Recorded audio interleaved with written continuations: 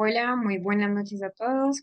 Espero que estén muy bien, que en cada uno de los lugares donde ustedes viven, pues, pues tengan salud. Vamos a iniciar el día de hoy. Muy posiblemente en algunos momentos tenga que apagar la cámara porque hay algunas tormentas eléctricas por el lugar donde yo vivo. Entonces, usualmente, pues no sé, siento que cuando apago la cámara no consume de pronto tanto internet porque en ese momento estoy con los datos móviles. Entonces, vamos a continuar pues con el tema que habíamos estado hablando el día de ayer. Recuerdo que ayer hablamos sobre la neurofibromatosis. Hablábamos de la neurofibromatosis tipo 1 y mencionábamos un poco sobre las diferentes características tanto de la neurofibromatosis tipo 1 y bueno, no ahondamos tanto en la neurofibromatosis tipo 2, la que realmente ahondamos fue la neurofibromatosis tipo 1 porque tiene más efectos a nivel neuropsicológico.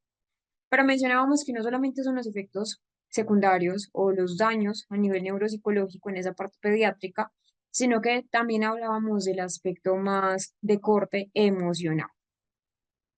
Y empezamos a hablar sobre la epilepsia y mencionábamos un poco pues las generalidades de lo que son las crisis epilépticas, los síndromes epilépticos. Mencionábamos que esas crisis epilépticas pueden ocurrir en niños con trastornos del neurodesarrollo, pero también es muy frecuente que ocurran en niños con un desarrollo típico. Mencionábamos también que es uno de los trastornos más comunes que se pueden observar en la práctica clínica y también relatábamos un poco sobre los casos de epilepsia que a veces son refractarios, que continúan presentando crisis, incluso aún cuando ya han recibido un adecuado tratamiento, y a esto entonces le conocemos con el nombre de crisis epilépticas refractarias.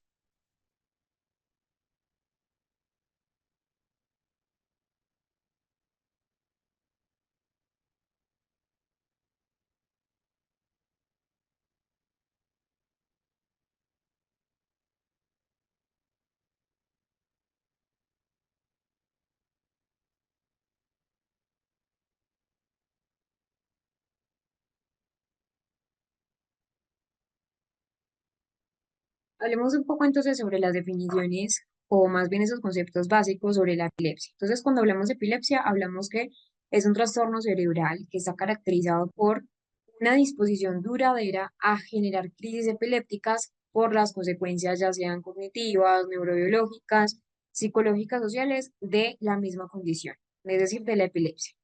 Y que también hablamos de crisis epilépticas, que es diferente epilepsia a crisis epiléptica. Acá hablamos que la crisis epiléptica es una ocurrencia transitoria de signos o síntomas derivados de una actividad que es anormal, una actividad excesiva de la actividad neuronal. Entonces, una crisis puede ser suficiente para el diagnóstico con un electroencefalograma que se precisan dos crisis. ¿Qué es la crisis refractaria entonces? La crisis refractaria es una persistencia de esas crisis epilépticas cuando ya la crisis epiléptica está diagnosticada con certeza que va a afectar la calidad de vida, ya incluso después de que la persona pues haya tomado dos fármacos en monoterapia y una asociación de dos fármacos, por ejemplo, de primera línea, pero que aún así, eh,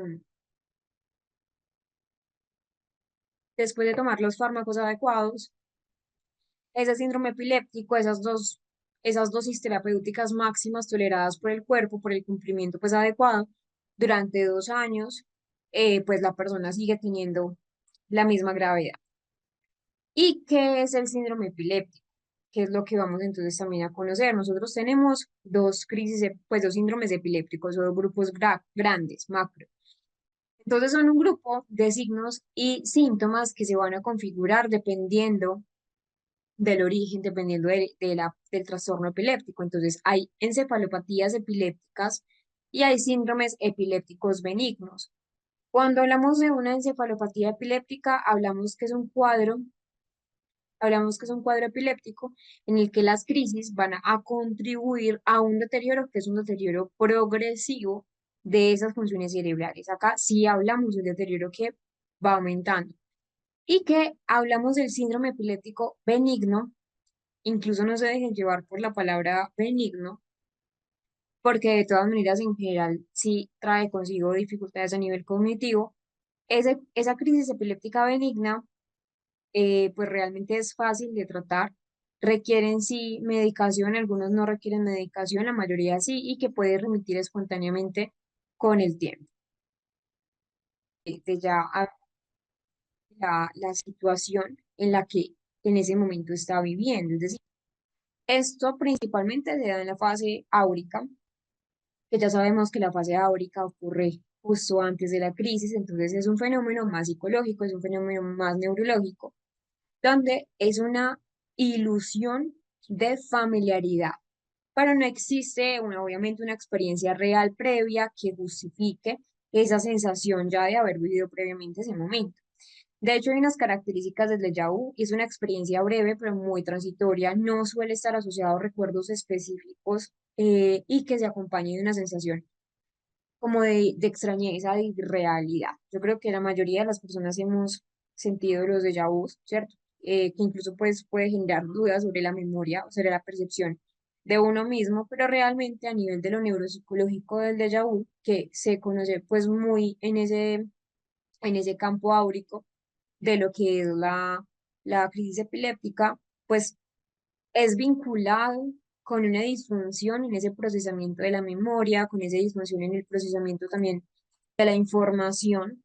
Acá, pues realmente es muy común que las personas ya en esa fase de crisis epiléptica, recordemos que esa es la segunda fase, la primera está el pródromo, la segunda es la fase de el aura. Entonces acá realmente es un error en ese reconocimiento de la familiaridad. Eso es muy importante también tenerlo presente. Y luego tenemos los automatismos. ¿Qué son los automatismos? Esa ya sería la cuarta fase de las fases de las crisis epilépticas. Como les menciono, no siempre las fases epilépticas van a tener pues la presencia de todas esas fases. Es decir, tenemos una fase ictal, que ya es la crisis epiléptica como tal, que es la fase donde se activa la crisis epiléptica, donde ocurre ya esa descarga eléctrica anormal en el cerebro y que se va a manifestar clínicamente dependiendo también del tipo de epilepsia, que es a lo que vamos a conocer. Hay crisis focales que antes se llamaban generalizadas, perdón, que antes se llamaban eh, parciales, ya se llaman crisis focales, y crisis que son generalizadas. Cuando hablo de una crisis focal, hablo que afectan una parte del cerebro y que pueden uno comprometer la conciencia. Y cuando hablo de una crisis generalizada, ya sí involucran ambos hemisferios cerebrales desde el inicio hasta el final y que ya sí afectan la conciencia. Algunas manifestaciones de ya esta fase ictal, que ya se conoce como una crisis epiléptica per se, hay una pérdida de conciencia en esas crisis generalizadas sobre todo, porque es que afecta todo nuestro cerebro. Hay movimientos involuntarios como las sacudidas, como una rigidez, que sería algo tónico-clónico. Eh, Ayer uno de sus compañeros, pues alguno de los estudiantes mencionó también esas crisis de ausencia que hace parte de las crisis generalizadas, que no necesariamente hay crisis convulsivas. Es decir, una crisis convulsiva es una crisis con movimiento. Eh, entonces, acá las ausencias son mirada fija, mirada perdida. Hay una, pues igual es muy breve, es de muy baja brevedad y la persona queda como ausente y hay una pérdida de conciencia. Hay automatismos, que los automatismos son movimientos que son repetitivos, como chasquear los dientes o chasquear los labios o también pues frotarse las manos o hacer este movimiento. Es decir, esto va a depender mucho pues como del patrón clínico de cada persona. Y hay crisis que son atónicas, que ya en esas crisis atónicas sí hay pérdida repentina de ese tono muscular. Eso sería en la fase entonces de los automatismos y luego vienen las alteraciones posictales. En estas alteraciones más de la epilepsia posictal hay algo importante, bueno, esta sería la cuarta fase de las otras que ya les he mencionado. En esta fase posictal pues es un periodo ya de recuperación de la crisis. Esto pues va a variar dependiendo de la parte del cerebro que se ve afectada, que como les menciono hay crisis pues focales, que antes eran llamadas parciales y ya hay crisis generalizadas.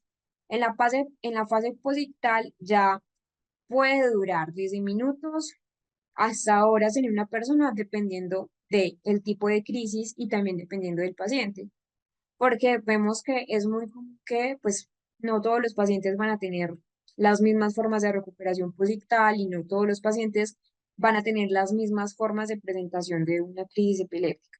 Entonces, lo más común que se ha conocido o lo que se ha podido reportar son estados de confusión, desorientación espacial en tiempo, incluso en muchas personas ya reportan pues una fase de confusión desde la persona, ¿sí? Es decir, en las tres esferas, tiempo, persona y espacio. Un cansancio que los pacientes reportan como un cansancio que es extremo, una somnolencia extrema, dolor de cabeza, dolores musculares en general, sobre todo cuando pues es una crisis de tipo convulsiva. Hay alteraciones del habla, dificultades de pronto para responder hacia las preguntas que después se le hacen después de la fase ictal. Y en general vemos déficits neurológicos, pero que son déficits transitorios. Por ejemplo, una parálisis de TOD, que la parálisis de TOD es una debilidad que es temporal de una de las extremidades, pero esto es algo transitorio, pues que pasa cuando ya pasa también esa fase posictal. Yo les mencionaba al principio que es muy importante tener en cuenta todos estos cambios, ya sea en esa parte de los automatismos o en esta última fase posictal o en la parte del aura o la parte sobre todo del pródromo, porque nos permiten también entender mucho eh, pues sobre reconocer cómo es la crisis epiléptica, es decir, reconocer el pródromo y el aura puede ayudar a anticipar una crisis y tomar las debidas precauciones. Cada paciente se va entrenando a medida que pues va repitiendo la crisis. En de pronto, si tiene algún paseo, si tiene pues, no sé, alguna salida, a alguna piscina o algún evento, pues como ya reconoció su prodromo, ya reconoció su estado áurico, ya pues del aura, ya puede entonces tomar precauciones para de pronto evitar algo mayor. Y que también nos permite llevar un registro, pues estas cuatro fases nos permite llevar un registro detallado de la fase ictal para el diagnóstico, para la clasificación también del tipo de epilepsia. Eso es algo que a nivel pues de entrevista clínica se debe preguntar porque nos permite también saber qué tipo de epilepsia es y que es importante el manejo adecuado de la fase posictal. Es esencial, ¿por qué? Porque es la seguridad del paciente para poder optimizar mucho más esa parte del tratamiento.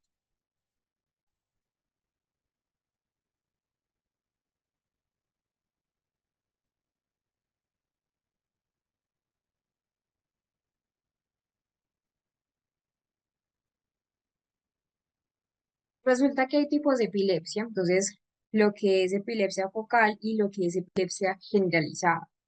Esos dos tipos de epilepsia es la clasificación de las crisis. Entonces, para definir una crisis epiléptica hay que abordar la afectación de la conciencia durante el transcurso. Acá entonces son esos dos tipos, las crisis parciales, que ya no se llaman parciales, sino que se llaman crisis focales.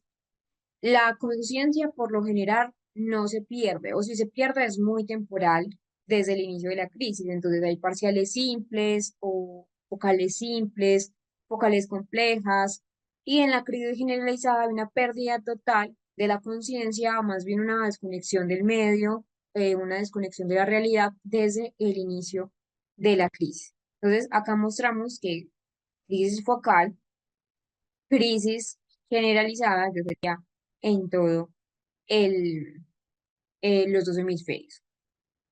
Estos son algunos de los síntomas comunes de los cuales ya también estábamos hablando y que también debemos entender que hay unas crisis según la semiología. Es decir, estas son las dos, pues los dos tipos, ¿cierto? Recordemos que ya no se llaman parciales, sino que se llaman focales. Eso es muy importante tenerlo presente y que Según la semiología clínica, se puede asociar a más de una manifestación de una crisis. Entonces, hay crisis motoras, donde hay ya contracciones musculares, como las clonías, las mioclonías muy breves, crisis tónicas, la hipertonía, crisis atónicas, con pérdida también de ese tono muscular o una caída pues brusca durante la fase, una caída brusca al suelo. También hay otras crisis sensitivas, que son esas alteraciones en la percepción, pues en cualquiera de los cinco sentidos que nosotros tenemos, o síntomas autonómicos o síntomas psíquicos, como un miedo, pero que es un miedo irracional de un momento a otro, depresión, o pueden sentir también un estado de euforia o alegría extrema, alucinaciones, ilusiones, los que les mencionaba hace un rato, que es muy común en Laura, que son pues esas experiencias tipo déjà vu, y que también hay automatismos, que es una actividad motora que es involuntaria, que es completamente inconsciente, con movimientos repetitivos, estereotipados, sin algún objetivo, como esa masticación, como el golpeteo, como hacer así las manos o frotarse las manos o abrocharse incluso los botones, y el aura, pues que ya habíamos mencionado algo del aura. Hablemos un poco entonces de eso. Cuando hablamos de las crisis parciales, que recordemos son focales, pueden ser simples o complejas, con o sin generalización secundaria. Puede ser de semiología de lo que acabé de explicar, motora, sensitiva o psíquica. Puede presentarse con o sin aura o sin automatismos. Y las crisis generalizadas son exclusivamente motoras, a excepción también pues de esas crisis de ausencia, aunque en las crisis de ausencia en muchos pacientes sí se ha podido repetir, pues mostrar esa parte del movimiento como el chasqueo de los dientes.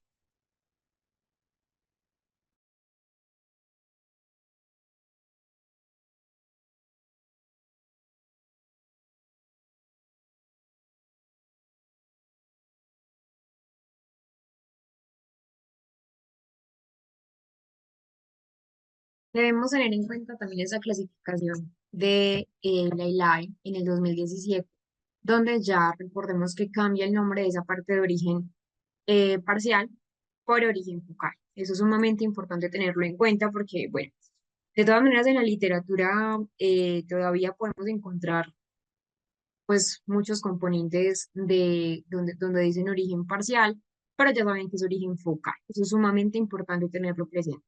Entonces, debemos entender esa clasificación de los tipos de crisis. La podemos clasificar en varios grupos grandes. La primera es origen focal, origen generalizado, un origen desconocido y un origen que va a ser no clasificable en ninguna parte.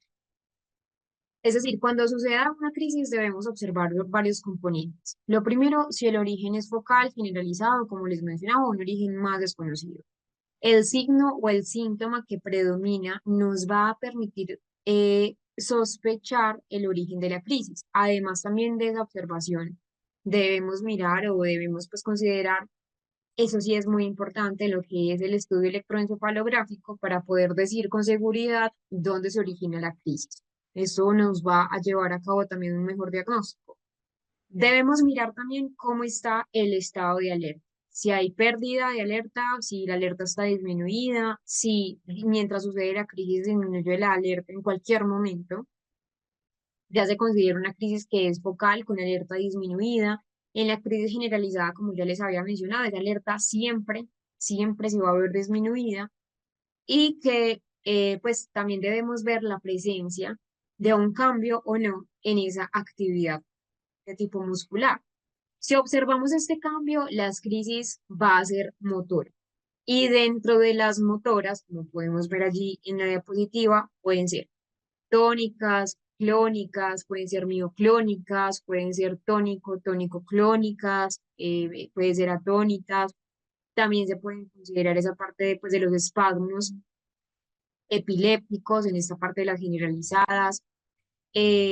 También podemos considerar pues la mioclonía. Si no observamos, pues si no lo observamos, si no observamos esta actividad más de tipo muscular, será una crisis no motora, que a su vez puede ser autonómica, porque se altera ese sistema autónomo, por eso autonómica. Si se produce un cambio en el color, por ejemplo, de la piel, si se produce un cambio en la frecuencia cardíaca, si hay cambios en la respiración, si hay cambios, por ejemplo, sensorial, si se altera la visión, la audición, el tacto, si hay cambios, por ejemplo, a nivel emocional, cuando aparece lo que les mencionaba como si fuera un miedo repentino, pues es como una especie de temor, pero los pacientes no saben muy bien describir el por qué sienten temor, solo lo sienten de la nada y no hay pues como nada que genere ese temor, risa, llanto. También se puede haber pues una alteración a nivel cognitivo, donde se altera ya esa capacidad de razonar, hay como una especie de bloqueo en ese pensamiento, en la capacidad de razonar. Si se produce, por ejemplo, un paro en la actividad de la persona, es una crisis generalizada no motora, es una ausencia en la que hay pérdida sí de conciencia, pero no en todos los casos. En las crisis de ausencia hay pérdida, perdón, hay movimiento, eso es muy importante.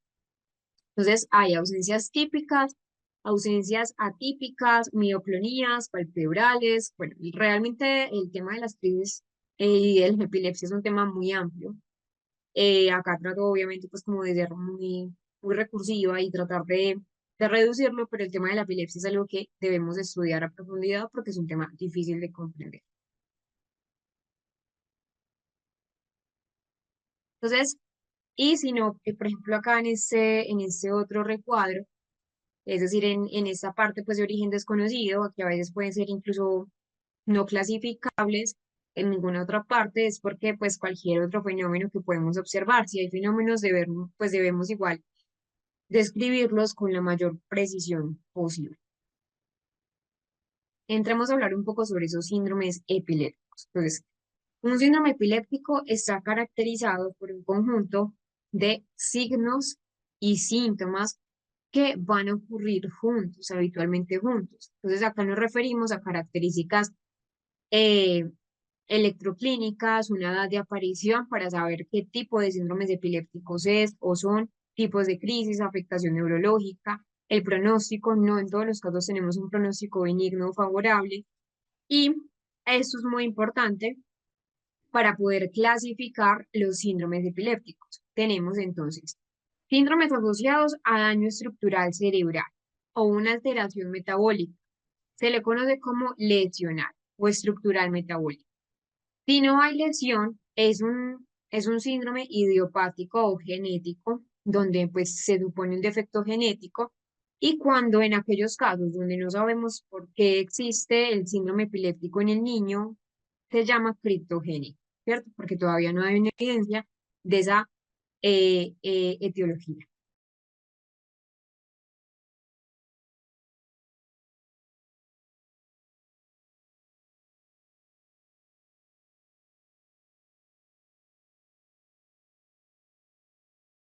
Cuando hablamos de las causas de la epilepsia, entonces recordemos, hay un 70% de causas idiopáticas con un probable origen genético, pero en el 30% en los niños hay un origen preperinatal y en adultos por lo regular son secuelas más de tipo cerebrovascular y secuelas también de un daño cráneoencefálico, postcráneoencefálico.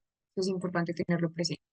Entonces, hablemos de la primera, de lo que son los síndromes idiopáticos. Los vamos a agrupar por síndromes. Entonces, primero vamos a hablar de los síndromes idiopáticos y posterior vamos a hablar de las encefalopatías epilépticas. Cuando hablamos de las epilepsias idiopáticas, es un grupo de síndromes con síntomas y síntomas que tienen características muy específicas. Y por definición, es decir, por el término idiopático, no tienen una causa estructural o una causa metabólica que sea evidente. Entonces se considera que tienen un origen más bien genético que subyace a la crisis epiléptica, aunque en muchos casos pues no se puede, no se logra identificar realmente pues un gen específico. Estas crisis epilépticas, estas epilepsias idiopáticas suelen aparecer en personas con un cerebro estructuralmente normal. No hay una alteración estructural que manifieste entonces la crisis y que estas crisis pues, epilépticas idiopáticas son un pronóstico muy favorable en la mayoría de los casos, no en todos los casos. En esas crisis idiopáticas tenemos pues un buen pronóstico. Eh, Hay unas características importantes antes de empezar a hablar de la epilepsia benigna con puntas centrotemporales, que también se llama o también tiene pues un nombre conocido en la literatura como una epilepsia de tipo rolándico, pero en general estos síndromes idiopáticos, ya haciendo una introducción, las características principales de las epilepsias idiopáticas es que primero, como les mencionaba, pues hay un presuntivo origen genético, aunque como les dije, no siempre se van a identificar esas mutaciones específicas, pero sí se cree que esas epilepsias tienen una base genética que afecta la función de, de los canales iónicos, que afectan esa transmisión sináptica, que hay una mayor excitabilidad neuronal y que, por ejemplo, en esas crisis idiopáticas hay un inicio de edad muy específico. Suelen pues, comenzar a inicios muy tempranos, en la infancia muy temprana, en la niñez o en la adolescencia, dependiendo del síndrome específico. Hay unos que empiezan más tempranos que otras y como les mencioné, no hay evidencia que se puedan clasificar o no puede haber evidencia ya de un daño estructural.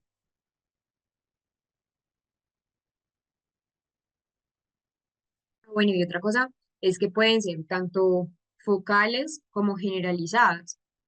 Las epilepsias generalizadas o focales, pues ya sabemos que se pueden presentar. Las generalizadas idiopáticas y las epilepsias focales idiopáticas, es decir, hay una subdivisión o subclasificación. En las idiopáticas generalizadas, entonces tónico-clónicas generalizadas, ausencias típicas, mioclonías, pues las mioclonías también. Y en las focales idiopáticas, epilepsia rolándica benigna, que es de la que vamos a empezar a hablar, en la que las crisis tienen un origen más de tipo focal en la cisura de Rolando. Por lo regular, cuando hablamos de las crisis epilépticas idiopáticas, tienen buen pronóstico, suelen tener bien buen pronóstico. De hecho, por ejemplo, en rehabilitación neuropsicológica hay mucho mejor pronóstico que una evolución bastante favorable, incluso desaparecen muchas con la edad. Esta primera de la que vamos a hablar, la epilepsia rolandiana benigna o epilepsia benigna con puntas centrotemporales, tiene muy buen pronóstico, desaparece o remite a cierta edad y es importante entonces mencionar que no solamente es importante clasificarlas de esta manera, es decir, esos síndromes epilépticos idiopáticos deben tener un electroencefalograma muy característico. Empecemos por la primera, por la epilepsia rolándica. La epilepsia rolándica benigna o epilepsia con puntas centrotemporales tiene una edad de inicio entre los 3 y los 13 años de edad y hay un pico alrededor de los 7 a 10 años. Tiene unas manifestaciones clínicas, unas características clínicas que van a ser muy de esa crisis rolándica. Lo primero es que son crisis focales motoras, principalmente durante el sueño o al despertar, se puede ver. Los síntomas incluyen sacudidas tónicas o clónicas de un lado de la parte del rostro, dificultades a veces para hablar. Hay una hiperventilación en los niños que tienen esta epilepsia rolándica benigna. Las crisis entonces se pueden propagar, es decir, aunque son focales, de origen focal, porque están en esa parte de Rolando, en la cisura de Rolando, se pueden propagar a generalizadas y ya se puede volver crisis tónico-clónicas. En el electroencefalograma hay una crisis o más bien pues un patrón electroencefalográfico con una morfología muy característica. Como les menciono, son descargas de esas puntas ventrotemporales activadas durante el sueño o en los despertares. El pronóstico es muy favorable. Realmente pues es remisión espontánea alrededor ya en la adolescencia, en los 14 a los 16 años, ya los adolescentes dejan de presentar esas crisis rolándicas, esa epilepsia rolándica, y requiere sí tratamiento, pero en casos muy poco frecuentes requieren pues como un tratamiento quirúrgico. Entonces miren esta parte. Esta es la cisura de Rolando. Acá es la cisura, realmente se llama Rolando, anteriormente se conocía como cisura de Rolando, ya se conoce como, no la línea media no la confundan, es, acá no se ve porque es una cara lateral del cerebro, ahora les muestro cómo se ve la línea media. Esta es la cisura lateral, que sería la de Silvio, y esa sería la cisura central, que se conoce como cisura de Rolando, pero es cisura central.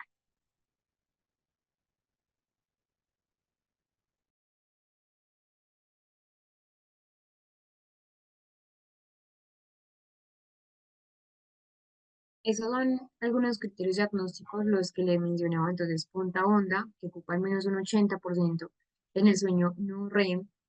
En vigilia también se puede ver, aunque no es tan, pues, bueno, cuando me refiero al término benigno, pues porque de todas maneras el nombre pues el nombre es epilepsia rolándica benigna o epilepsia con puntas centrotemporales. Cuando me refiero benigno, no me refiero, pues me refiero más bien al curso de la epilepsia, que tiende sí a remitir en la adolescencia, como les mencioné, a los 14 hacia los 16 años ya está remitiendo, sin embargo, sí puede evolucionar a formas atípicas más agresivas, como el síndrome de Landau-Kleffner, que ya vamos a ver esta parte de la encefalopatía, o una encefalopatía con puntas de onda en sueño continuo. Entonces, desde la neuropsicología sí suele cursar con ciertas alteraciones en el lenguaje, especialmente en la lectura, en esa denominación de los objetos, va a tener dificultades atencionales, en la memoria declarativa, pero pues todavía hay muchos estudios que lo confirman, sin embargo, no en todos los casos vamos a tener esta característica.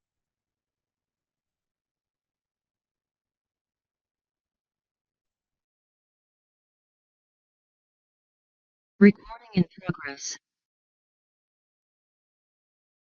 Epilepsia, eso también hace parte de las crisis idiopáticas, de los síndromes idiopáticos. Epilepsia con ausencias de la infancia. Entonces, las epilepsias con ausencia tienen una edad de inicio entre los 4 años hacia los 10 años. Es más común en niñas que en niños y hay unas características clínicas. Hay crisis de ausencias típicas con episodios realmente que son sumamente breves, pueden durar de 4 a 20 segundos. Hay pérdida de conciencia, es decir, acá la conciencia se altera. El niño parece como si fuera desconectado de la realidad, puede tener una mirada fija en algún punto. Hay un cese de todas las actividades que esté haciendo, incluso puede estar en clase, puede estar jugando y hay cese de esa actividad. A veces puede aparecer lo que les mencionaba hace un rato, los automatismos, que son esos movimientos repetitivos y que puede haber incluso cantidades, decenas o incluso cientos de crisis al día, pues de esas epilepsias de ausencia infantil. Y acá el pronóstico generalmente es muy favorable, hay un porcentaje y es que cerca del 70% de los casos remiten en en la adolescencia. Entonces, tiene pues una característica y es que sí es favorable, sin embargo, no todos se pueden recuperar, que si no todos se recuperas, un porcentaje evoluciona hacia otras crisis generalizadas idiopáticas. Cuando hablamos entonces de la crisis de ausencia infantil, es importante mencionar que pues mediante la hiperventilación se puede provocar la crisis. Esto entonces se facilita obviamente pues el diagnóstico. Y también otra cosa importante es que esas crisis de ausencia en la infancia suelen confundirse con un TDAH. Entonces quiero que veamos este video porque van a ver realmente cómo muchos docentes pueden confundir esa sintomatología.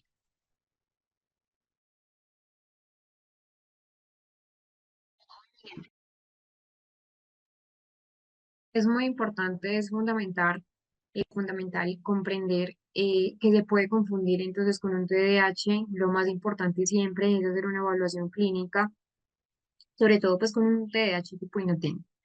El pronóstico, como les mencionaba, por lo general, pues es bueno, hay remisión. Entonces, a pesar de que el pronóstico es bueno desde la neuropsicología, se, eh, se ha podido describir tradicionalmente un síndrome que igual es benigno, pero que sí hay afectaciones en ese funcionamiento cognitivo. Entonces, hay alteraciones psicopatológicas a nivel intelectual. puede tener un coeficiente intelectual ligeramente disminuido o incluso en ese límite inferior a la normatividad. Y las principales alteraciones descritas a nivel neuropsicológico es una función atencional y ejecutivo que se va a ver comprometido, pudiendo entonces confundirse con un TDAH, pero son diferentes. Importante entonces mencionar que hay una mayor afectación en las habilidades más de tipo no verbal y la parte verbal, esa inteligencia verbal se ve mucho más conservada.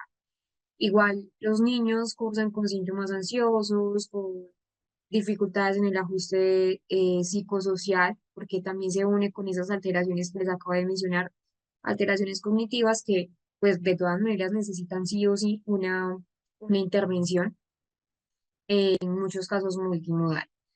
Hablemos ahora sí de la epilepsia mioclónica juvenil. La edad de inicio es entre los 12 a los 18 años de edad. Hay unas características clínicas que son crisis mioclónicas, es decir, unas sacudidas musculares que son muy breves, pero son muy bruscas y que suelen ocurrir al despertar. A menudo, cuando hablamos de una EMJ, es decir, una epilepsia mioclónica juvenil por las siglas, se acompañan con crisis tónico-clónicas que son generalizadas y en menor medida, aunque también pueden pasar unas crisis de ausencia que fueron las que acabamos de observar. Entonces, las crisis mioclónicas pueden desencadenarse por privación del sueño, por consumo de alcohol, por consumo de sustancias psicoactivas. Y miren que, por ejemplo, la edad de inicio es a los 12, 18 años, donde pues acá también puede haber un consumo que es experimental. Entonces, puede desencadenar mucho más esas crisis epilépticas mioclónicas. El pronóstico, aunque hay control con fármacos y es muy bueno, de muy buen pronóstico con ese control farmacológico, sí suele requerir en muchos casos un tratamiento que ya se va a extender a de por vida en el paciente porque esa EMJ rara vez remite. Entonces, la mayoría de los pacientes con la EMJ van a tener que tener unos hábitos de vida saludables, hacer ejercicio físico. También, por ejemplo, como les mencionaba, cuando ya entran en una etapa de los 17, 18, incluso 16 años, donde hay un consumo experimental de alcohol, donde incluso se puede ver excesivo de consumo de alcohol y otras sustancias, esa privación del sueño, cuando aumenta el estrés, va a aumentar también pues esa probabilidad de la epilepsia mioclónica juvenil.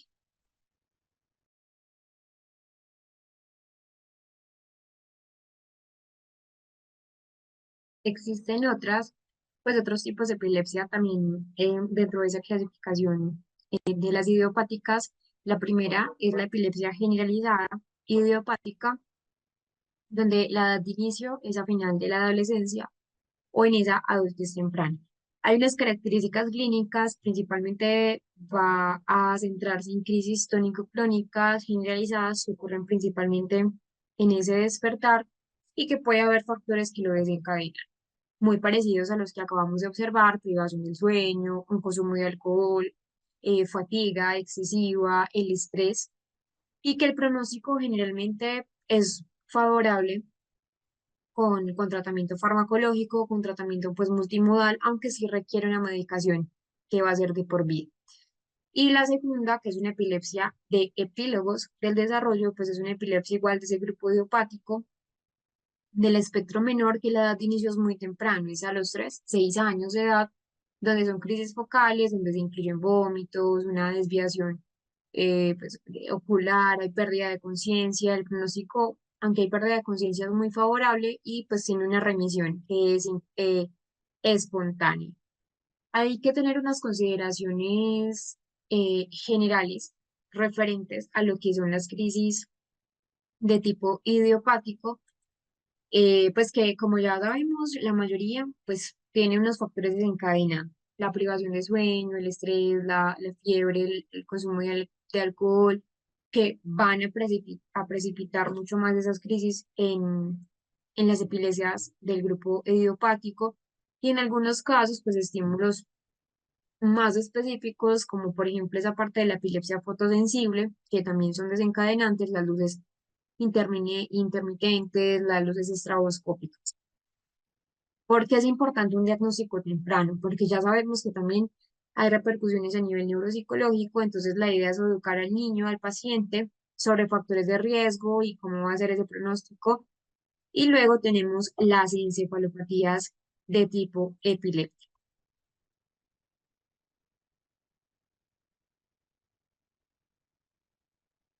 Las encefalopatías epilépticas, entonces, son otro grupo de crisis epilépticas o de síndromes epilépticos, donde acá pues es un grupo de trastornos neurológicos mucho más graves que el grupo anterior, porque acá pues la actividad eléctrica no solo genera crisis, sino que también tiene un impacto perjudicial en ese desarrollo cerebral, en la función cognitiva a nivel general, en esa parte cognitivo y conductual, en la parte también motora. Entonces, acá causa un deterioro que es un deterioro más bien desproporcionado a lo que podría explicarse por solo la patología subyacente. Entonces, acá ocurre como una consecuencia que es directa de esa actividad eléctrica continua y que es desorganizada en esas encefalopatías epilépticas. Hay un inicio temprano. Muchas de las encefalopatías que vamos a entrar a conocer se presentan desde esa infancia temprana, en esos primeros años de vida del niño, cuando el cerebro aún está en proceso de crecimiento, cuando el proceso de desarrollo está continuo, pero no todas aparecen en la infancia, incluso otras pueden aparecer en etapas más posteriores y que hay actividad eléctrica que es severa, que es importante entonces también a considerar.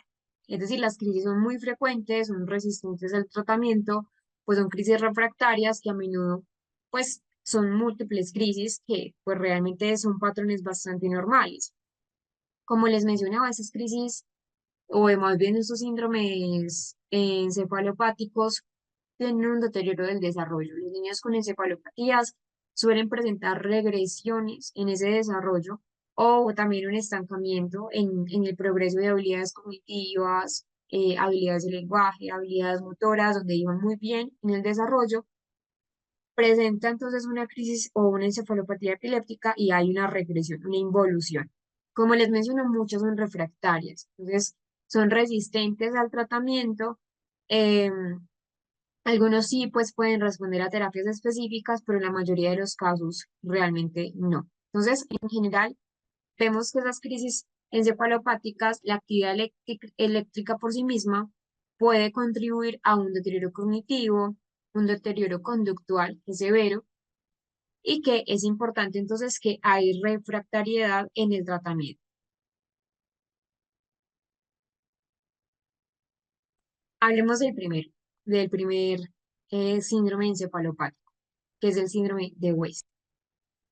Acá la edad de inicio es a los 12 meses, hay un pico entre los 4 y 8 meses de vida de un paciente y hay características clínicas.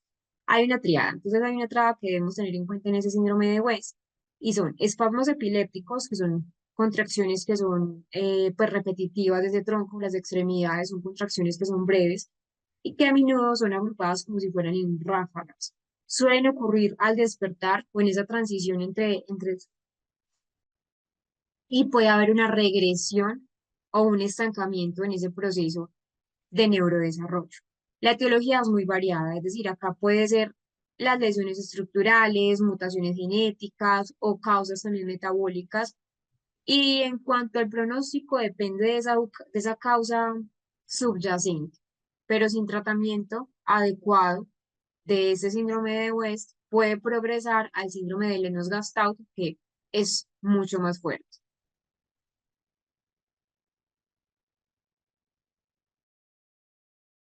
Press.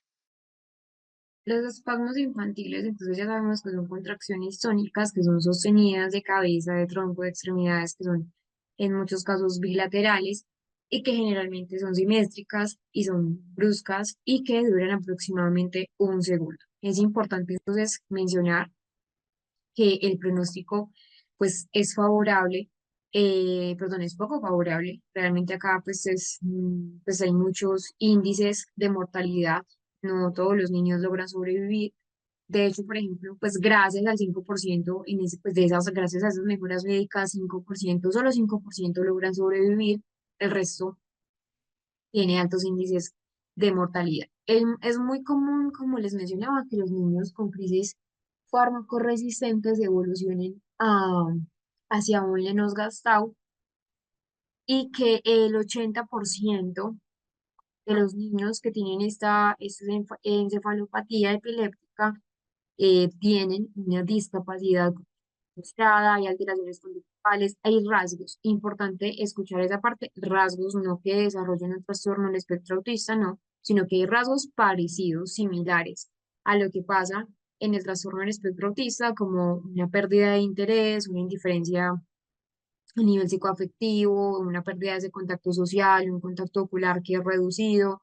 Hay una pérdida o una regresión de los hitos motores ya previamente alcanzados, pero no es que desarrollen un autismo, sino que son síntomas muy parecidos a los que podemos encontrar en el trastorno del espectro. Recording in El síndrome de Lennox-Gastaut. Cuando hablamos del síndrome de Lennox-Gastaut, hablamos que tenemos una edad de inicio de 1 año a los 7 años aproximadamente y que hay unas características clínicas que son pues realmente muy características de, pues muy propias del síndrome de Lennox-Gastaut. Entonces, también hay una triada clásica. Lo primero es que hay crisis múltiples tónico-atónicas, hay ausencias atípicas, tónico-clónicas, por lo regular suelen haber frecuentes caídas por crisis tónicos, pues por crisis, de hecho se llama crisis de caídas, esas crisis atónicas. Hay un deterioro progresivo, pues que realmente no solamente es un deterioro a nivel cognitivo, también hay un deterioro a nivel comportamental, hay una hipercinesia motora, puede haber agresividad desde la etiología, puede ser secundario a causas estructurales, como por ejemplo una esclerosis tuberosa, las malformaciones corticales en general, o que también puede ser genético, pero por lo regular es una malformación. El pronóstico es muy poco favorable, hay una alta morbilidad, hay mucha refractariedad también en el tratamiento y discapacidad que es significativa. El síntoma más común al inicio son caídas que son súbitas, que son secundarias a esas crisis tónicas o atónicas y que su etiología, como les mencioné, es muy variable. Es decir, puede ser por una esclerosis tuberosa, puede ser por una malformación en ese desarrollo cerebral y que los niños, por ejemplo, con síndrome de West, que les mencioné ahora, evolucionen hasta esta encefalopatía, un 10%, un 3% evolucionan a un Lennox-Gastaut. Vamos entonces a ir a nuestro descanso y volveremos entonces dentro dentro de unos minutos para continuar nuevamente entonces explicando esa parte de los síndromes. Mm, Aprovechemos entonces estos minutos para que revisen en el material que es opcional la parte donde pues principalmente hablamos de Julián, que es un niño pues que tiene síndromes epilépticos. Continuemos con el síndrome de Landau-Kleffner. Entonces, acá hablábamos y que también se los había pues, como mencionado en alguna ocasión, lo que puede causar o puede surgir como una afasia epiléptica adquirida tras este síndrome, que recordemos que hace parte del grupo de las encefalopatías epilépticas. Acá las alteraciones del lenguaje pueden ser secuelas, incluso pueden ser secuelas permanentes, incluso ya después de que se normaliza el trazado electroencefalográfico, puede desembocar pues en una afasia. Para que se dé una afasia en la parte infantil, ya los niños deben tener adquirido el lenguaje, es decir, la afasia es una pérdida adquirida del lenguaje, entonces ya se debe haber consolidado. El pronóstico por lo general es malo, en muy pocos casos se logra una recuperación completa de esas mismas funciones del lenguaje, necesitan entonces rehabilitación neuropsicológica y que la edad de inicio es de los 3 a los 10 años de edad. Normalmente los niños, a diferencia, por ejemplo, de las otras encefalopatías epilépticas, acá los niños tienen un lenguaje normal, una adquisición normal del lenguaje, pero empiezan luego, después de este síndrome de Landau-Kleffner, a desarrollar una involución. Los niños con esta encefalopatía tienen problemas comportamentales, hay hipercinesia, dificultades de atención, dificultades también en esa regulación de impulsos. Por lo regular, hay bastante impulsividad. De hecho, dificultades en el ajuste social, hay rasgos que parece un autismo, pero que realmente no es un autismo. Son rasgos del trastorno del espectro, porque pues no hace parte del espectro como tal. Y hay otra encefalopatía que es una epilepsia mioclónica grave de la infancia. Acá hay unas características clínicas donde, por ejemplo, son crisis febriles que son prolongadas. Yo les había mencionado que hay dos tipos de crisis febriles, unas que son simples y unas que son más complejas. Las simples no tienen una duración mayor a los 15 minutos, pero cuando son complejas sí dura la crisis más de 15 minutos y hay mayor repetición en esas 24 horas. Entonces, la crisis por lo regular, cuando son crisis febriles complejas, tienden a repetir pues en esas 24 horas. Son el primer signo de alarma durante ese primer año de vida. Hay realmente pues unas crisis que son polimórficas, es decir, son mioclonías, focales, atónicas, las crisis nocturnas son más frecuentes y que desencadena ese síndrome de Dravet o de Dravet, como también muchos también le suelen llamar.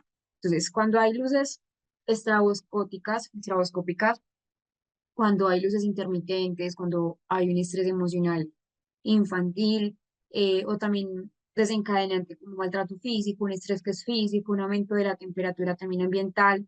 Y en cuanto a los trastornos del desarrollo, después de esa epilepsia mioclónica grave en la infancia, hay retraso psicomotor que es evidente a partir del segundo año de vida. Recordemos que empieza en ese primer año de vida, ya el segundo año hay un retraso motor, hay trastornos del lenguaje, hay trastornos también comportamentales, eh, dificultades en mantener la atención, dificultades también en la regulación de impulsos, hay mucha hipercinesia, dificultades motoras en general, hay debilidad muscular, hay un tono bajo, hay una hipotonía y que se asocia con un deterioro progresivo. A medida que el niño entonces avanza en edad, no avanzan los hitos del neurodesarrollo, es decir, el niño queda estancado y que pues realmente el pronóstico es muy amplio. Como les mencionaba, hay un deterioro cognitivo que es progresivo, que es severo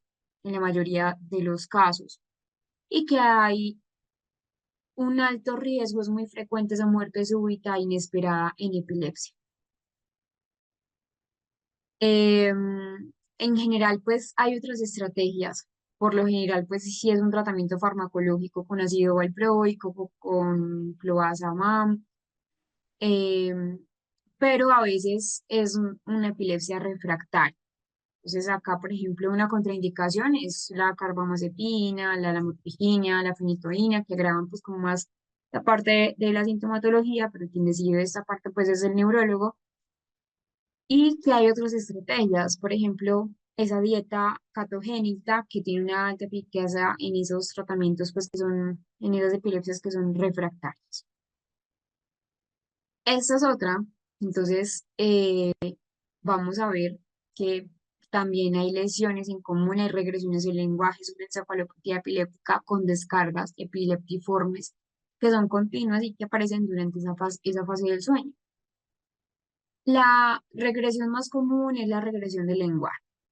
Afecta el lenguaje expresivo, afecta el lenguaje también comprensivo, entonces hay una fase epiléptica infantil adquirida y que inicialmente las crisis epilépticas van a ser focales, ya luego pueden progresar a tónico-clónicas generalizadas y también hay alteraciones que son conductuales, que hay hipercinesia, una dificultad atencional, problemas de conducta relacionados y el pronóstico en este tipo de crisis es muy variable. En general puede causar déficit a nivel cognitivo que son permanentes si no se controla, especialmente en esa parte del lenguaje y las funciones ejecutivas.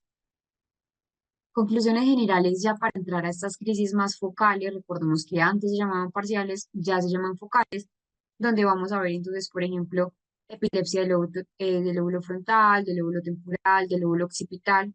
Realmente las características generales de las encefalopatías es que representan un desafío clínico que es significativo porque es que hay una resistencia al tratamiento y que hay un impacto pues que se da en ese desarrollo infantil.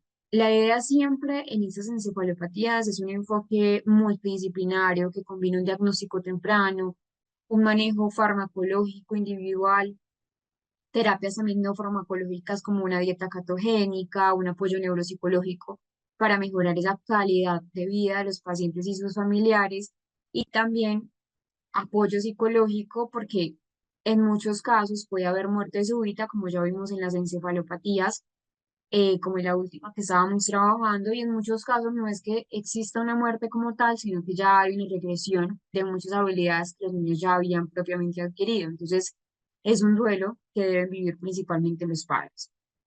Vamos a hablar de las epilepsias sintomáticas, que se llaman también epilepsias sintomáticas focales.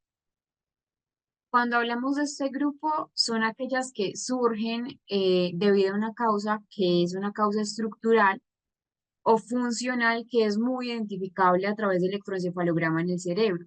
Esas epilepsias se originan, por eso se llaman focales, porque se originan en una región específica del cerebro. Pero ojo acá, no quiere decir que entonces porque sean focales se pueden quedar en focales, no.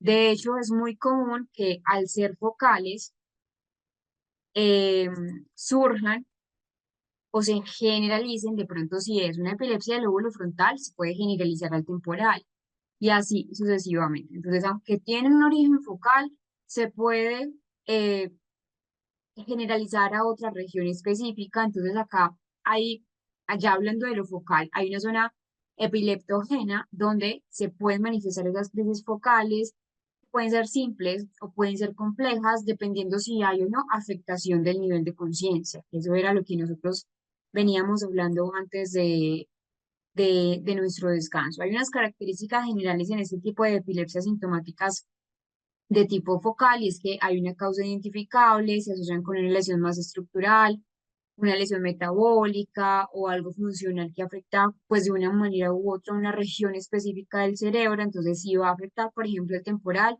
muy posiblemente va a afectar la memoria, va a afectar también el lenguaje, y que cuando hablo de una causa identificable es una causa que va a incluir malformaciones corticales, tumores, las neoplasias, que ya habíamos hablado en el tema de las neoplasias, que por ejemplo una neoplasia puede generar un aplastamiento específico de una región, dependiendo de dónde se ubique la lesión tumoral, y va a desencadenar entonces en alteraciones específicas. Las cicatrices también, entonces post-TEC también vemos este tipo de síntomas focales cuando hay una cicatriz lesional en el cerebro, pues una cicatriz postraumática, las infecciones como la meningitis, como la encefalitis que veíamos, enfermedades genéticas que también puede pues, desencadenar en una crisis focal sintomática dependiendo del lugar, y accidentes cerebrovasculares.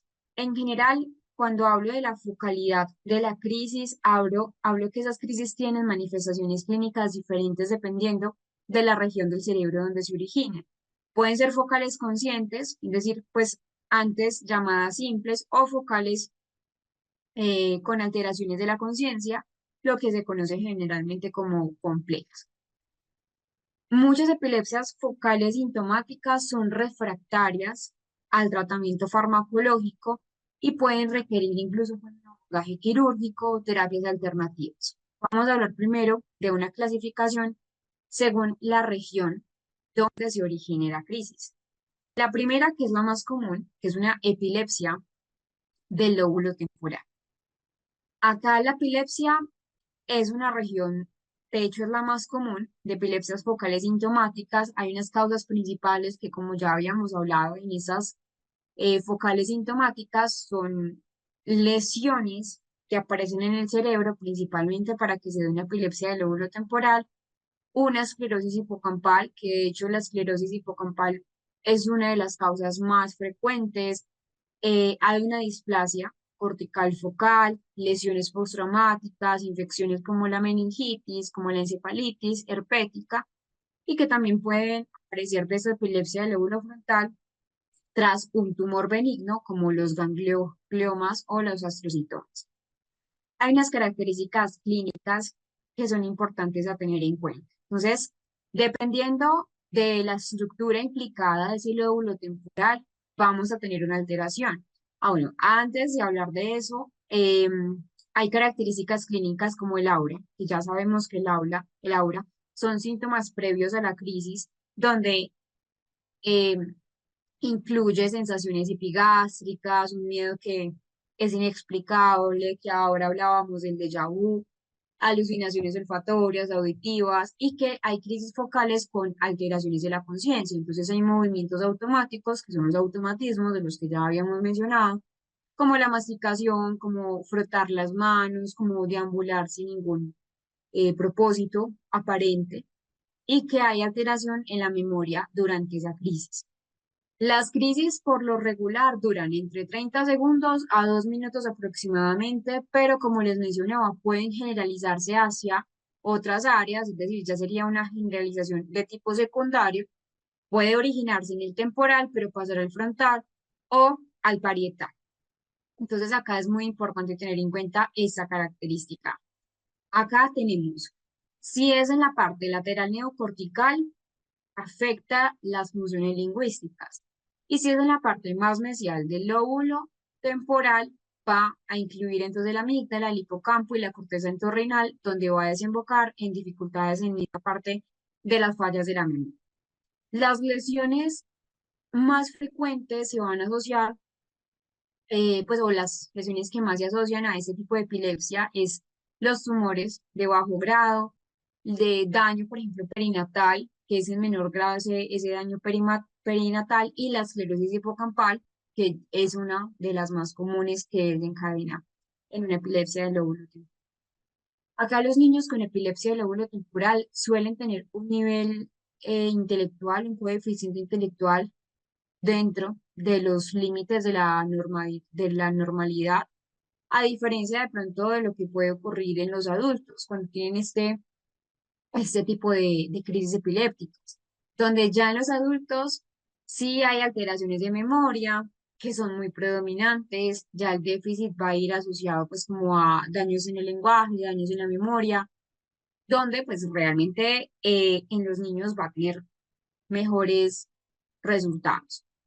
Las alteraciones del lenguaje son muy frecuentes. Hay un predominio de alteraciones en la denominación, en el vocabulario más de tipo receptivo, y que está más asociado con esas áreas neocorticales y que también hay problemas en esa parte del aprendizaje. Como ya hemos hablado, si hay problemas en la memoria, también van a haber problemas en esa consolidación del aprendizaje. Si yo no consolido algo, no lo puedo posteriormente evocar. Entonces, acá igualmente la frecuencia de las alteraciones psicopatológicas es muy elevada. Es decir, esa epilepsia del lóbulo temporal en niños suele causar alteraciones conductuales, como un trastorno similar a lo que podemos ver en los oposicionistas desafiantes, trastornos por déficit atencional.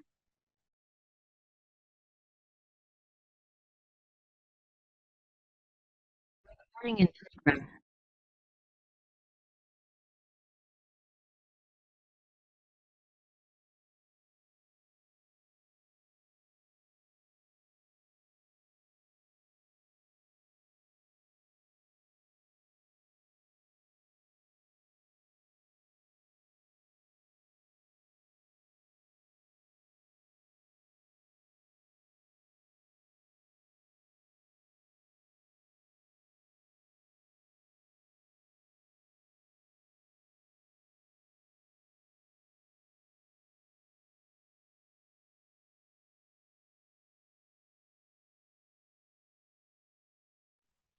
Esa epilepsia del lóbulo frontal es la segunda más común. La más común que acabamos de ver es la epilepsia del lóbulo temporal, pero la epilepsia del lóbulo frontal, entonces es una epilepsia que se va a caracterizar por crisis que tienen brevedad y que pues son frecuentes con una semiología más de tipo motor que predomina.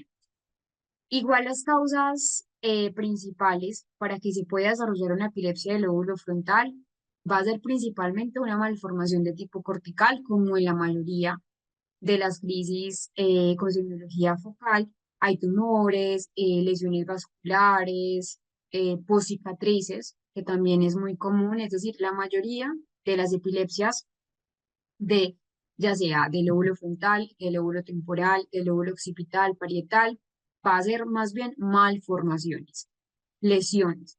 Y realmente en muchos casos, aunque pues no son tantos, puede haber también una etiología más de tipo genético, como una mutación de genes específicos que estén relacionados con canales iónicos, que lo que hacen es que desembocan en una epilepsia, ya sea de una etiología focal en cualquiera de las áreas.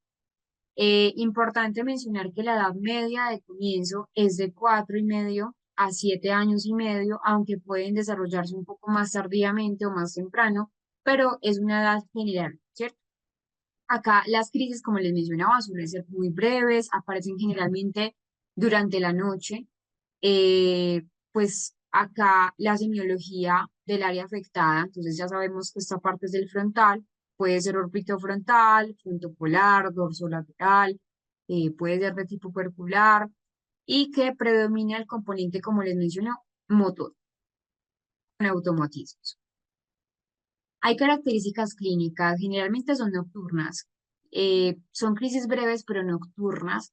Son movimientos que son bruscos, tónico-clónicos, que a menudo se asocian también a, a factores vocálicos, vocalizaciones. También puede haber posturas anormales, movimientos más de tipo pedal y la conciencia puede preservarse o alterarse. Cuando hablamos ya de un electroencefalograma, recordemos que el electroencefalograma es sumamente crucial para poder dar un buen diagnóstico del tipo de la crisis, del tipo de la crisis focal. Acá es difícil de interpretar, porque es que esas descargas del lóbulo frontal se pueden propagar muy rápidamente y pueden de pronto simular una crisis generalizada, es decir, se puede propagar del lóbulo frontal al temporal, del frontal al parietal, donde a veces de pronto hacer un diagnóstico de esas descargas del lóbulo frontal va a ser un reto.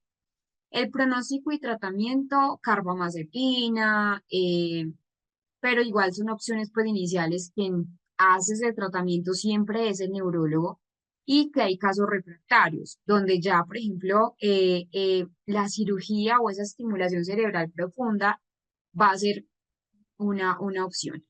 La mayoría de, de los estudios que se han podido ver en niños descritos con este tipo de epilepsias más focales del lóbulo frontal, sugieren que el nivel de inteligencia de los niños pues realmente está dentro de la media o en ese límite inferior dentro de la pues, normalidad, pero sí hay que tener muy en cuenta que en muchos de los niños que se han estudiado, los niños tienen una gran dificultad específicamente en las funciones ejecutivas. Entonces son niños donde requiere una estimulación en funcionamiento ejecutivo, les cuesta un poco más también mantener la atención durante un tiempo prolongado o en tareas que requieran una carga cognitiva mucho mayor. La memoria de trabajo se va a ver afectada, eh, impidiendo también que sea pues un buen proceso de aprendizaje. La flexibilidad cognitiva también se altera porque sabemos que la crisis focal va a estar más relacionada con las áreas donde nosotros tenemos una función de funciones ejecutivas, van a tener menor capacidad de monitorear los propios errores, es decir, pues en tareas que requieren las funciones ejecutivas en general van a tener dificultades. Pero también hay otras alteraciones, como dificultades en el lenguaje, aunque en menor medida, porque realmente eh, las que más se alteran son esas funciones ejecutivas, pero como ese lóbulo frontal tiene conexiones con otras áreas, es el lóbulo que más tiene conexiones, nos vamos a encontrar con múltiples alteraciones. También es alteración del procesamiento visoperceptivo porque conecta con el parietal, alteraciones en la coordinación motora, porque es que el frontal tiene un área que es la corteza motora primaria, donde planeamos ahí los movimientos, alteraciones en la memoria. Otra cosa es que también dificultades del lenguaje, no solo porque tiene conexiones con el temporal, sino también porque en el frontal nosotros tenemos el área de Broca, donde el área de Broca nos permite la articulación del lenguaje. Al verse comprometido ese lóbulo frontal, también se va a ver comprometido la capacidad de articular en muchos casos. Entonces, porque el lóbulo frontal tiene gran conexión con otras áreas, aunque es una crisis que es focal o que empieza como focal, se puede propagar, se puede generalizar a otras áreas asociadas. Es importante entonces tener esto en cuenta. Hay otro tipo de alteración o de epilepsia focal que es el córtex posterior, el lóbulo parietal. El lóbulo parietal, o más bien es epilepsia del lóbulo parietal, son menos comunes y que pueden presentar una semiología sensorial, pero que es complejo. Igual, las causas siguen siendo las similares a las anteriores. Malformaciones de esa parte del desarrollo cortical, tumores, infecciones del sistema nervioso central, lesiones vasculares, y que hay unas características clínicas. Hay crisis sensoriales focales, entonces van a estar parestesias, sensaciones de calor o sensaciones de frío, alucinaciones somatosensoriales, somatosensitivas, porque ese lóbulo parietal tiene una representación sensorial que es muy compleja, pero no solamente hay características clínicas con esta parte más más sensitivo, sensorial. También el córtex parietal, ese lóbulo parietal, tiene una representación de la atención. Entonces, en muchos casos, esta crisis o estas crisis pueden deteriorar muchísimo los diferentes tipos atencionales. Bueno, otra cosa importante es que muchos pacientes han podido reportar alteraciones del esquema corporal o incluso fenómenos visuales. En algunos casos, las crisis se pueden propagar nuevamente al frontal o al temporal, generando que pues la persona tenga unos síntomas adicionales y que también de pronto ese diagnóstico sea difícil de dar por esa misma propagación de las crisis epilépticas. La corteza parietal, antes de entrar a esta epilepsia del lóbulo occipital, la corteza parietal contiene numerosas áreas que son elocuentes, que pues su afectación está asociada a muchas alteraciones. Entonces, dificultades, por ejemplo, para percibir, para integrar esos objetos del espacio. Hay algo que se llama heminegligencia, o que también se llama negligencia contralateral, lo que les mencioné pues hace un ratico de lo que es el síndrome o la alteración del esquema corporal. Entonces, pues más o menos así son esas características a nivel clínico. Esta epilepsia del lóbulo occipital es la menos común. Afectan ese procesamiento visual y se asocian a fenómenos más de tipo visual. Causas principales, las mismas de las anteriores: accidentes cerebrovasculares en áreas de tipo occipital, tumores en el occipital, infecciones que afecten primariamente el occipital, malformaciones corticales desde el lóbulo occipital, y que en cuanto a las características clínicas, las alucinaciones son más de tipo visual simple, es decir, luces, pueden ver luces intermitentes, colores o formas geométricas donde pues no están, o incluso pues pueden tener una ceguera transitoria o pérdida de uno de los campos visuales, y que las crisis nuevamente pueden propagarse a áreas adyacentes. Entonces el occipital colinda con el parietal y con el temporal, generando entonces síntomas no solamente visuales, sino síntomas motores, sónico-clónicos. Es importante entonces tener en cuenta que pues todas las epilepsias focales sintomáticas, ya no solamente hablar de la del lóbulo occipital, todas deben tener un enfoque terapéutico focal. Entonces, fármacos antiepilépticos, ya el neurólogo es quien mira si es de primera línea, de segunda línea. En muchos casos también en esas crisis que son ya muy refractarias, eh, está indicada en pacientes pues con epilepsias refractarias focales, una cirugía, cuando ya se sabe que hay un foco epileptógeno identificable, que ya saben dónde está el foco epileptógeno, donde pues realmente lo que hacen es una resección de ese foco, una hemisterectomía, una cirugía funcional como la que ya habíamos hablado, que es la callosotomía, donde habría entonces un cerebro encendido, el síndrome de Sperry, donde pues hacen una resección de el cuerpo calloso y que pues de todas maneras hay terapias complementarias. Por ejemplo, en muchos casos, que de hecho lo veíamos en uno de nuestros videos, hay una estimulación del nervio vago que es útil en esas epilepsias más refractarias, estimulación cerebral profunda, nuevamente en casos donde esas epilepsias son de difícil control, así sea con fármacos de primera o segunda línea, y que el abordaje neuropsicológico también es importante, como las epilepsias focales. Tienen una sintomatología muy puntual dependiendo del área en la que se encuentre el foco de la epilepsia, entonces si es en el frontal, funciones ejecutivas, si es en el lóbulo temporal, lenguaje y memoria. Entonces, sí es muy importante realizar previamente a la estimulación neuropsicológica una evaluación neuropsicológica para mirar el grado de afectación que tiene o no la persona.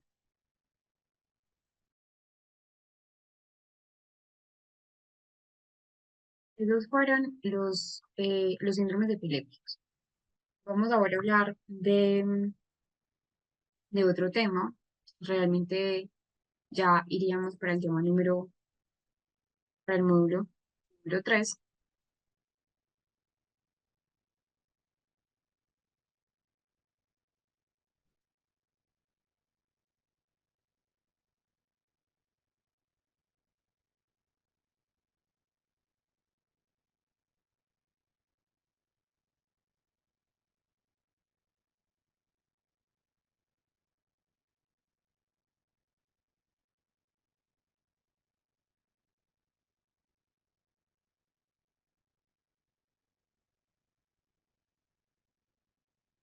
Hablemos sobre cuáles son los objetivos de la evaluación neuropsicológica, que ya ese sería nuestro tercer módulo.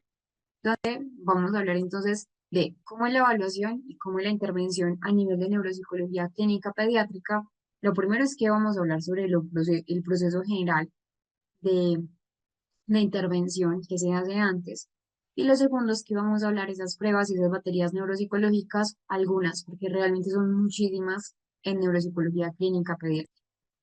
Cuando hablamos de cuáles son los objetivos de la evaluación, nos centramos en que no solamente vamos a mirar esos procesos cognitivos exclusivamente, sino que vamos a mirar todo el proceso de neurodesarrollo, donde incluye entonces la parte socioemocional, la parte familiar, los aspectos que pueden estar incidiendo o no en el proceso de neurodesarrollo. No todo niño que llega a neuropsicología va a tener un diagnóstico, realmente eso sí es muy importante tenerlo muy presente, es decir, pueden llegar con un diagnóstico, pues con una sospecha diagnóstica, ¿sí? Pero que realmente puede hacer las pautas de crianza. No todo niño que llega, digamos, por un trastorno posicionista desafiante o por una sospecha de trastorno posicionista desafiante va a ser considerado desde el ámbito neuropsicológico como tal, sino que también hay que evaluar las pautas de crianza, porque se pueden realmente eh, confundir. Entonces, lo primero es que vamos a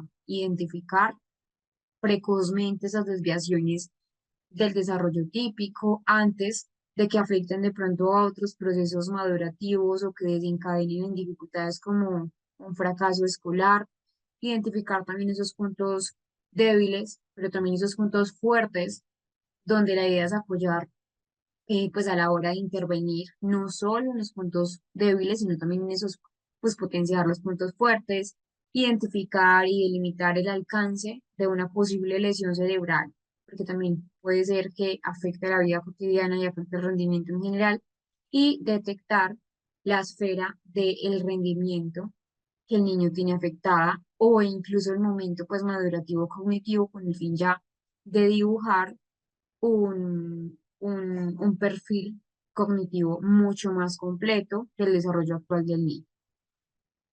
Esos son otros objetivos que es importante conocer. Entonces, lo primero es conocer esas estrategias en el momento en que el niño está, una consistencia temporal estudiar los factores internos y externos que afectan el comportamiento del niño, lo que les mencionaba. No siempre son factores internos del niño, puede ser un factor externo como las pautas de crianza, como el momento de pronto del colegio, eh, estimar el grado de motivación del niño, esa metacognición de sus propias dificultades, de sus limitaciones. En muchos casos los niños no tienen una metacognición, no hacen una introspección real de lo que son sus limitaciones y que es importante también observar la actitud que el niño tiene sobre sus propias afectaciones. Conocer las expectativas familiares, importante antes de entrar a evaluar sobre el comportamiento, sobre las posibles afectaciones a nivel cognitiva que tenga. Entonces se recomienda consultar esos objetivos tanto durante el proceso de evaluación inicial como en el resto de las evaluaciones de seguimiento, incluso en la rehabilitación. Antes de pasar a lo otro, les voy entonces a compartir lo que es el formulario. El taller que, como les había mencionado, pues es un taller que es opcional. La idea es que lo hagan, que lo lean, que lo realicen, ya que ya hemos avanzado en algunos temas importantes. El cuestionario es este. Esperen, yo se los muestro para que tengan una noción. Entonces, ese es el formulario. Acá tienen toda la descripción. Entonces, no es calificable, no se preocupen, no tiene ninguna repercusión con la obtención del diplomado. La idea sí es leer pues atentamente cada pregunta. Son 15 preguntas en total. Son fáciles de responder. No, no tienen pues como una complejidad alta. La idea es que vayan elaborándolo ya que hemos visto la mayoría pues de los temas cruciales, sobre todo ese módulo número 2 que era el módulo más amplio. Y algo que olvidé mencionarles ahora, antes de terminar la clase del día de hoy, para dejar esa parte de los objetivos neuropsicológicos el día de mañana y comenzar con las pruebas neuropsicológicas, es que acá tenemos un caso clínico, para que lo hagan en sus casas. Es práctico, es un caso práctico de epilepsia. Entonces, caso clínico para el análisis práctico de Julián, que es un niño con epilepsia. La idea es que ustedes entonces lo lean, lo abran, hagan esto en sus casas, en su momento libre, ya para consolidar un poco más ese proceso de lo que es la epilepsia, el conocimiento de la epilepsia. Y la idea es que ustedes tienen que mirar, según el caso clínico, igual también se ponen ahí pruebas neuropsicológicas, cuál tipo de epilepsia tiene Julián, cuáles son las intervenciones que ustedes harían en Julián. No tienen que enviar las respuestas a ningún lugar. La idea es que ustedes pues pongan en tela de juicio también ese conocimiento de epilepsia que acabamos de ver, que pues de hecho el tema de epilepsia es uno de los temas más largos que hemos visto, porque es un tema complejo en que, aunque como les mencionaba, afecta de 1 a un 2% de la población en edad pediátrica, pues actualmente se han incrementado muchísimo las consultas por síndromes epilépticos. Entonces, para que lo pongan en práctica, para que sepamos diferenciar también cuáles son esos tipos de crisis epiléptica, las idiopáticas, las encefalopatías, la parte que es más de la semiología pues de tipo focal, sea lóbulo frontal, temporal, occipital, parietal, etcétera. Entonces, la idea es que identifiquen qué tipo de síndrome epiléptico tiene el Julián y pues lo evaluemos también mañana. Entonces vamos a dejar hasta acá. Mañana continuaremos con este aspecto de las preguntas que se deben hacer para formular una selección de pruebas neuropsicológicas y continuaremos entonces con el tema ya ahora sí de las pruebas, tanto de atención como de funcionamiento ejecutivo, como de memoria. Evaluar no solamente la parte global, que también las vamos a ver, sino también pues, los dominios puntualmente a nivel neuropsicológico. Un segundo que creo que no les compartí el formulario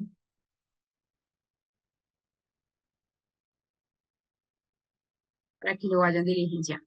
Entonces, acá está el formulario, lo abren, lo diligencian, no tienen que enviar los resultados a ningún correo, no se preocupen, solamente es para el sondeo de ustedes mismos a nivel clínico. Y bueno, nos veremos entonces mañana, que tengan muy buen descanso y mañana continuaremos entonces con el día.